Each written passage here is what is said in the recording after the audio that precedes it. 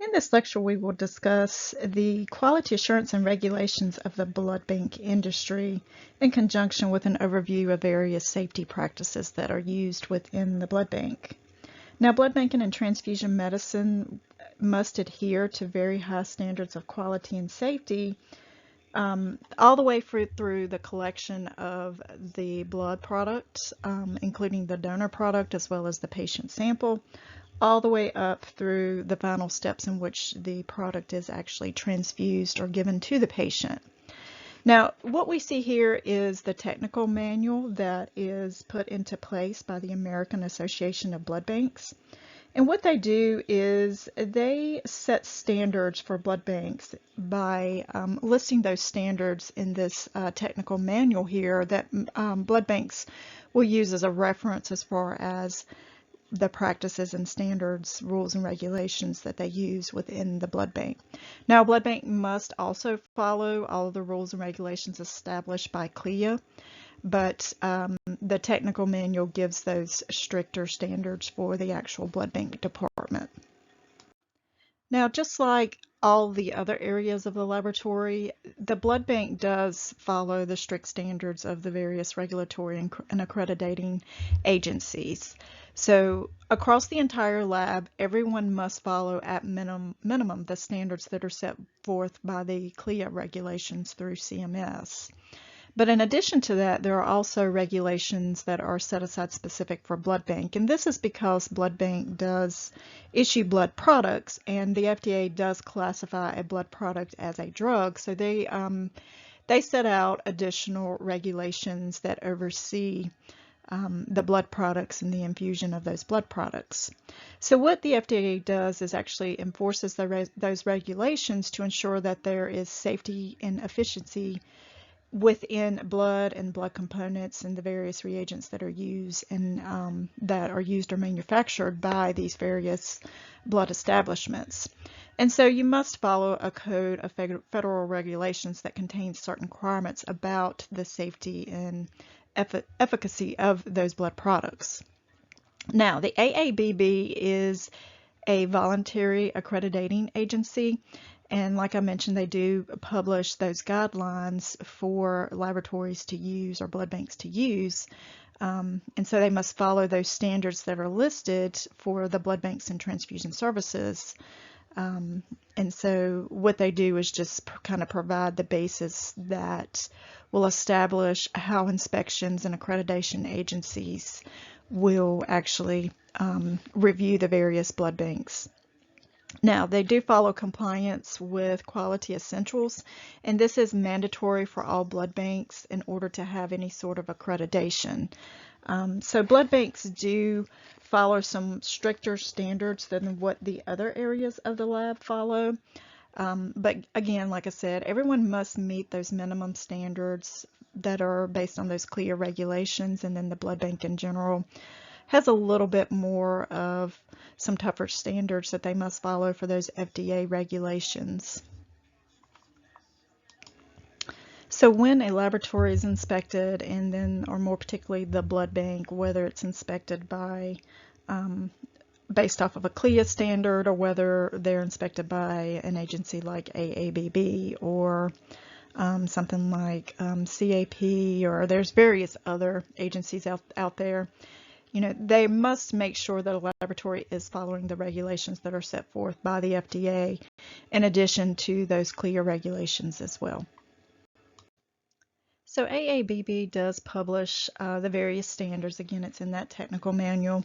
But what they want to ensure is that each laboratory follows the various elements of quality essentials. So here we have a table that kind of lists those various areas that need to be looked at.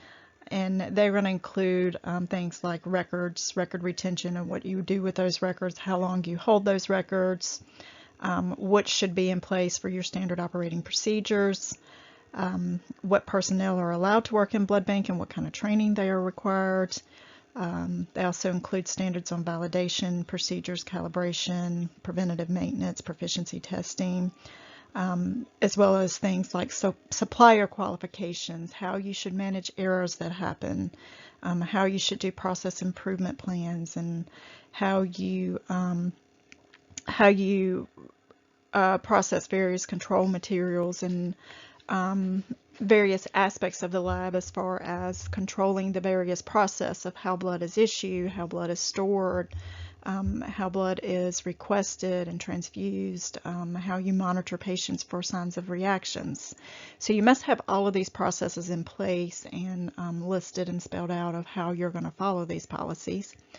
And it will also include things like label control and various audits that are performed internally to make sure that you are following and catching any sort of quality issues that can come up.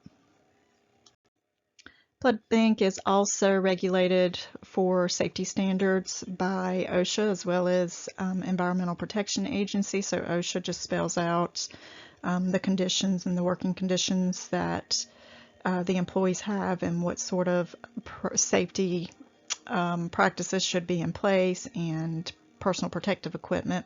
Whereas EPA specifies that we have to have a way of tracking anything that we dispose of. So when we dispose of blood products that are not used for whatever reason, then we have to prove that we have a way that we've tracked those and how they are disposed of as far as being incinerated and things like that. Now, each blood bank should have a quality assurance policy in place, and so this is going to comprise of combined activities that are performed by an organization to ensure that the quality of products and services are in place. And so the quality assurance policy should include things like compliance, and so compliance would be making sure that you're following those good manufacturing practices for those blood products. You should have a policy in place for reviewing and approving all of your SOPs. There should be specifications and validation protocols for anything that is performed in blood banks. So, performing testing, doing testing on your blood donor products, storage of those products, issuing of those products. The development, review, and approval of training programs should be in place. So anytime there's any kind of new procedures that's put in place, there should be some sort of training protocol for that and documentation. There should be investigation when there's product recalls, errors, or complaints. And there should be a coordination of those internal quality auditing programs. In blood bank, they do tend to do more audits than what other areas of the lab do. So they will actually do audits of following blood products, making sure that people are doing exactly what they're supposed to do. So they'll kind of follow a sample beginning to end, all the way up through the collection, all the way through the infusion part of that process. Now, in blood bank, we must follow good manufacturing practices. Again, this is set out by the FDA because it is considered a drug when you actually infuse a blood product. And so because of this, you must follow certain elements to include making sure that there's SOPs in place and that they are followed, that you have a policy in place for recording and documenting all work, making sure that you have qualified and trained personnel that are properly educated, to make sure that the facility itself is set up for the particular requirements that are specified for blood banks and any sort of blood processing facility. The facilities must be clean with good housekeeping schedules and rules. If FDA comes in to inspect a blood bank, they literally do the white glove test because you are producing a product or issuing a product that is going to be infused into a patient. So you've got to make sure that the environment is clean and there's no risk of contamination of that product. You must have policies in place and proof of validating equipment, making sure that you've gone through the proper training and documentation of the personnel and all of the various processes that are performed in blood bank. You have to perform any sort of preventative maintenance on your equipment, analyzers, things like that, any kind of anything that you're going to use in the blood bank as far as, making sure your vents are cleaned and things like that for your airflow vents. They will literally check your airflow of your vents and make sure there's no dust. You may need to make sure that there's some kind of quality control policy in place for your reagents and things like that. And you also need to perform audits off of basically everything that is in place. Now, because blood bank does infuse products, their record retention and documentation is a little bit more stringent than other areas of the lab. But there must be policies in place to kind of describe the various processes and procedures for documents as far as review, retention, how they're approved, how they're put into place. And so labs must have some sort of document control policy which will specify and describe what can be used, the types of documents that, as far as how they're stored, whether it's electronically or a paper copy or if there's multiple copies, what types of documents you will actually keep as far as which records you will keep in place, and how long you must keep those records. And then all of this needs to be spelled out within the SOP. And then as far as record keeping, there needs to be some sort of audit trail that will recreate every step in the process from the production to the actual issuing and giving of that product. So you have to be able to trace every step that that product actually went through.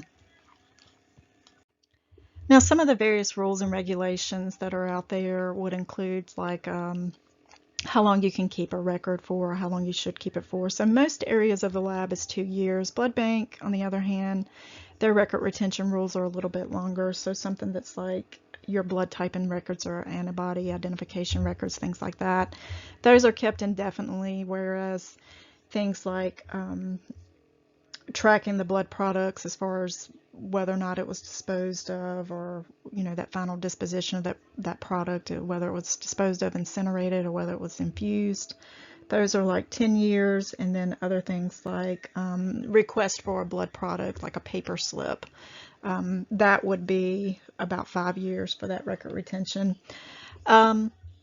Some of the record keeping rules will include things like blue or black ink. Now, your textbook does say blue is preferred. I don't know that there's any lab that really follows that rule there, but maybe your lab may specify blue. But blue or black ink, so no pencil, no use of like erasable ink or whiteout, things like that. You must record on the appropriate form. So if it's like a downtime, you must record on a downtime sheet, not like a sticky note or a little scrap piece of paper. If you make a mistake, you need to mark it out, date it, and initial. So for example, let's just say I made an error here. I'd mark it out and just put the date and my initials. I'm just going to give an example here. Of course, it would look a lot better than that.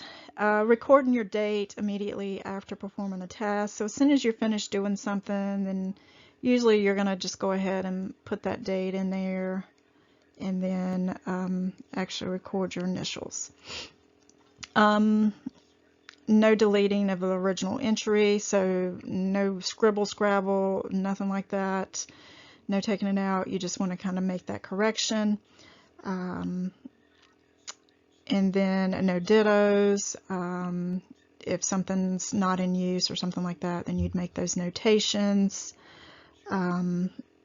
So an example of this would be, let's just say that it's due time for an audit or something of your centrifuge or some kind of centrifuge maintenance or something like that. And let's just say that particular centrifuge is out. Then you would need to indicate on your log sheet that, centrifuge is broken, out for repair, and then do that documentation of those checks once it's put back into service. Now, most labs do use computerized systems now as far as for their records. So with your records, as far as computerized system, you must be able to actually trace the original entry, the person that makes any kind of entries into the system. Most LISs do have a way of tracking that, so if you go in and pull specialized reports, it'll tell you the exact timestamps, dates, who was logged into the system, and put that information in. The processes and procedures support the management of the computer system and the backup of data, so there must always be a backup method for retrieving data. So usually most hospitals have a continuous system that's constantly saving any of the data that's entered in the computer systems. Your analyzers and things that you use within the laboratories, a lot of them have computerized backup systems on them as well that are battery operated, so that if the power goes out, there's some kind of failure and there's that lag between the generators kicking in, those battery packs on these analyzers should maintain that data for you. Now, we have gone over standard operating procedures in other courses, but just as a refresher, within blood bank, they operate same as other areas where you have to have some sort of procedure for each task that you're doing.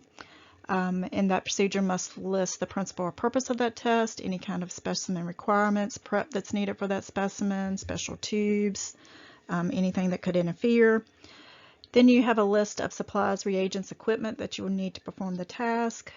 You'll have a list of what quality control is done and how to do that. You'll have procedures and instructions of how to actually perform the test.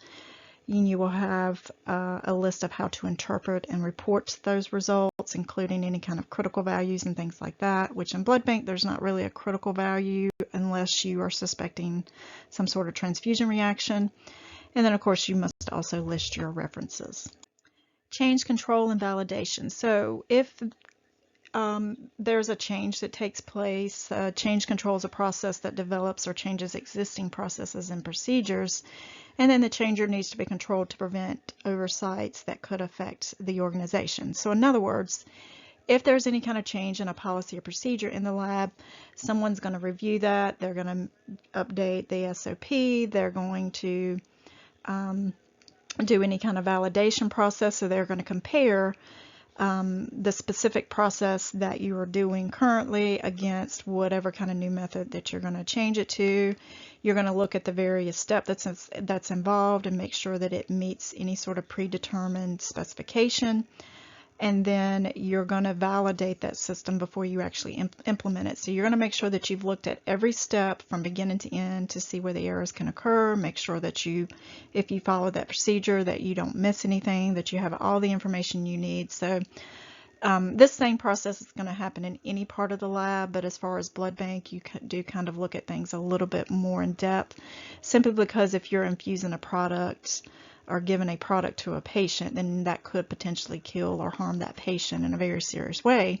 So you need to make sure all processes are properly vetted for. Personnel qualifications. So you're going to have criteria that are set forth on your personnel to identify what you require for that particular position and what that position actually entails. You have to have some kind of training established for new employees, so some sort of orientation, some kind of training process that you go through, a way to document that, and to be able to assess that they are performing the job properly. So to do that, you must have some way to do competency assessment. So you'll do that with their initial training to make sure that you have deemed them competent during that training period. And then you will also do periodic reviews of that training. So new employees get that review at about 6 months, and then every year after that. So it starts off with an initial training, a 6-month competency assessment, a 1-year competency assessment, and then every year after that. You also must have some kind of agreement in place with various suppliers to make sure that they're fulfilling their end of the contract. So with the areas of the lab, that a lot of the stuff that we use, the materials, the testing materials, reagents, and things like that, that they do have to be maintained at a proper temperature. So if they're shipped inappropriately, then you need to have something in place, agreement with these facilities that they will replace anything that's damaged due to improper shipping. And so to add to that, you must inspect all of your supplies once you get it, so that if there is an error, then you can resolve that timely. So that's usually kind of spelled out in that contract. You know, if you received a shipment and it sat somewhere in the hospital for 4 days before it ever got to the brought to the lab, and then by the time it gets to you, the ice is melted, the product has spoiled, then that's on you. However, if you got it and they brought it to you in a timely manner that same day and you received that product, so for example, we had reagents shipped one time that it was so cold, they packaged them on ice, and it was during a season where it was so cold that they actually sat on the delivery truck and froze. And so when we received those reagents, they were all hemolyzed because the freezing process lysed those red blood cells open, so we couldn't use that product. So that was a shipping issue that the company had to replace that product. There has to be processes in place to detect any kind of error. So if there's an error that is found, then you need to work through a root cause analysis. And this is where you investigate and identify factors that could have contributed to that error and ensure that there's some kind of continuous quality improvement based off of whatever that error is, and that you're working towards improving those processes. Now, any kind of major error involving a donor or a patient has to be reported to FDA. So there's a list of criteria of what you consider reportable to the FDA. An example would be if, let's say, the physician requested a unit of fresh frozen plasma, but the patient was given a unit of red cells instead. Even though it may have not hurt that patient or harmed that patient, it is something that still has to be reported. Recalls, that if there's any kind of recall on a product, then it has to be removed. And you see this very often. There's recalls on reagents or recalls on blood products. We've had you may see something like you've transfused a blood product that you received from the Red Cross, and then a few days later, maybe the Red Cross was doing some record reviews and found that maybe a patient didn't answer, or a donor didn't answer a question on a questionnaire, so they've got to follow up with that donor. So they might reach out to you and say, quarantine this unit until we follow up with this donor, but you've already issued it. So that's something that would have to be documented. If they come back and found out that that donor should not have really been able to donate, then that would be something that would be reported to the FDA. However, if you hadn't transfused it, then you would just hold that unit or send it back or wait for further instruction. Just like any area of the lab, your work area should be organized, free of clutter. It should be kept clean. Your equipment should have calibration and quality checks performed, as well as any sort of preventative maintenance.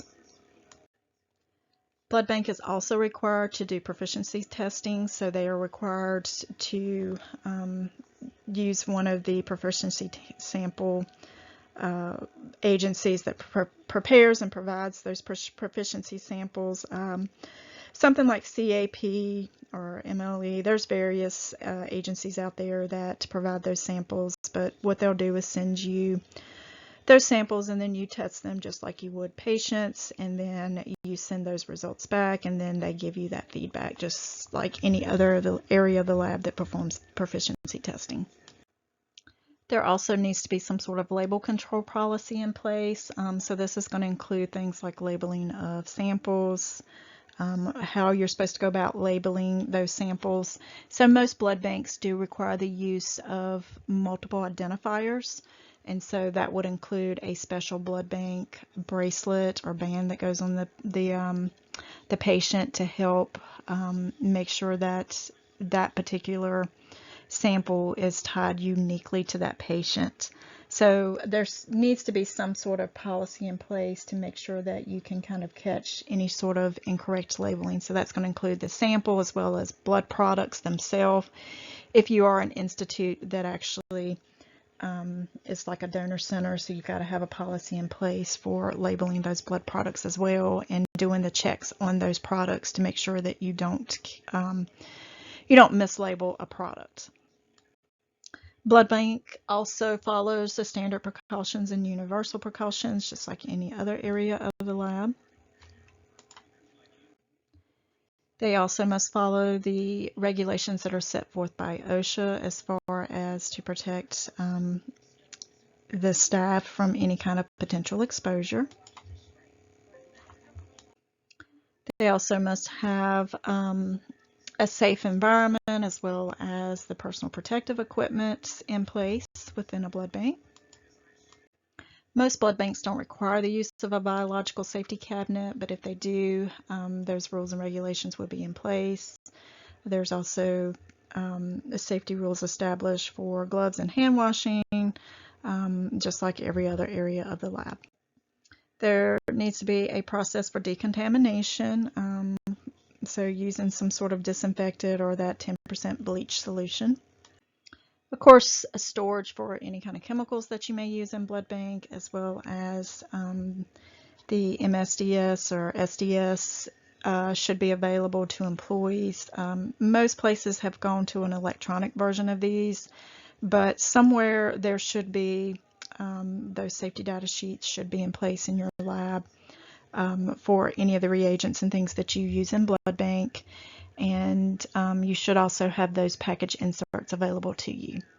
Working in blood bank, you do have the potential to be exposed to radiation. There are some patients that require blood products that have been irradiated, and we'll discuss this in future lectures. But so you could either, depending on your facility, you may have to take it to your radiology department to do that process, or if you order from an outside source, it could be shipped to you.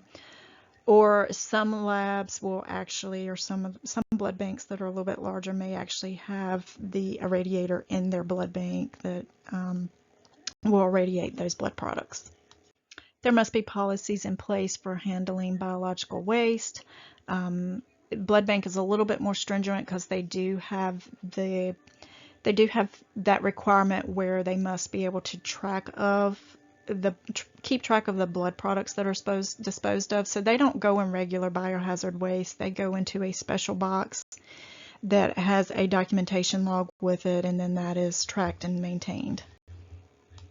There has to be specific policies in place for storage of blood products as well as the transportation. So there should be a policy in place if you have to transport a unit of blood to another facility, or let's just say you need to pack it up in the cooler to take to the emergency room for them to have on hand for their trauma case.